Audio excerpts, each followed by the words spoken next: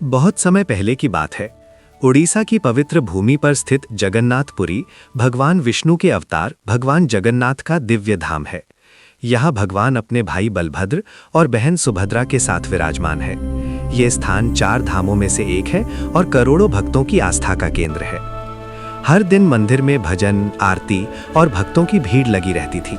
पूरा पुरी नगर भक्ति और श्रद्धा में डूबा रहता था। लेकिन एक समय ऐसा आया जब इस पवित्र नगरी पर एक बड़ा संकट आ गया, समुद्र का प्रकोप। एक रात अचानक समुद्र में भयंकर तूफान उठ गया।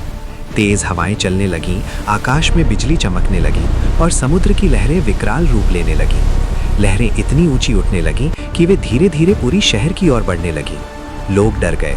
भक्त मंदिर की ओर भागे और भगवान जगन्नाथ के सामने रो रो कर प्रार्थना करने लगे, हे प्रभु, हमारी रक्षा कीजिए, ये आपकी नगरी है। भगवान का आदेश।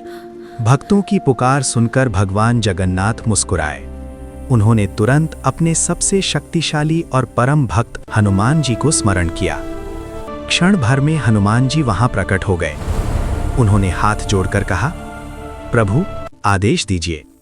भगवान जगन्नाथ बोले, हनुमान, ये मेरी पूरी नगरी है। समुद्र इसे डुबाने की कोशिश कर रहा है। तुम इसकी रक्षा करो और समुद्र को आगे बढ़ने से रोक दो। हनुमान जी ने प्रणाम किया और तुरंत समुद्र तट की ओर चल पड़े। हनुमान जी का विराट रूप। समुद्र किनारे पहुंचकर हनुमान जी ने अपना विशाल रूप धारण कर लिया।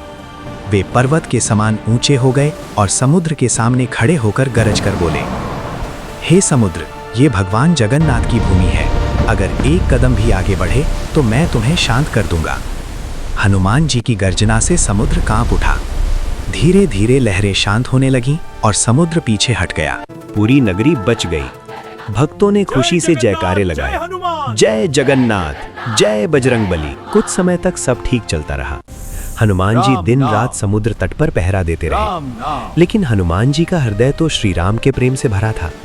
कभी कभी वे राम नाम का ध्यान करते करते गहरी भक्ति में लीन हो जाते। जब वे ध्यान में डूब जाते तब समुद्र धीरे धीरे फिर आगे बढ़ने लगता। भगवान जगन्नाथ ने ये देखा, हनुमान जी को यहाँ स्थिर रखने का उपाय करना होगा। तब उन्होंने अपनी बहन माता सुभद्रा से कहा, हनुमान जी को राम कथा सुनाओ। जब वे कथा सुनेंगे तो यहीं स्थिर रहेंगे और पुरी की रक्षा भी करते रहेंगे। माता सुभद्रा ने हनुमान जी को अपने पास बुलाया और प्रेम से राम कथा सुनाने लगी। हनुमान जी भाव विभोर होकर कथा सुनने लगे। वे इतने आनंद में डूब गए कि वहीं स्थिर हो गए। अब वे मंदिर के पास ही रहने लगे। आज उसी स्थान को बेड़ी हनुमान मंदिर कहा जाता है। बेड़ी का अर्थ है बंधन। भक्तों का विश्वास है कि हनुमान जी यहाँ बंधे हुए नहीं, बल्कि स्वेच्छा से भगवान की सेवा के लिए स्थिर हैं। जब तक हनुमान जी यहाँ हैं, समुद्र कभी पुरी को नुकसान नहीं पहुंचा सकता। आज भी जीवित है विश्वास। आज भी जब आप जगन्नाथपुरी जाते हैं तो मंदिर के पास स्थित बेड़ी हनुमान मंदिर के दर्शन कर सकते हैं। अगर आपको ये दिव्य कथा पसंद आई हो तो वीडियो को लाइक और शेयर जरूर करें। ऐसी ही भक्तिमय और चमत्कारी कहानियां देखने के लिए अभी हमारे YouTube चैनल को सब्सक्राइब करें और बेल आइकन दबाना ना भूलें।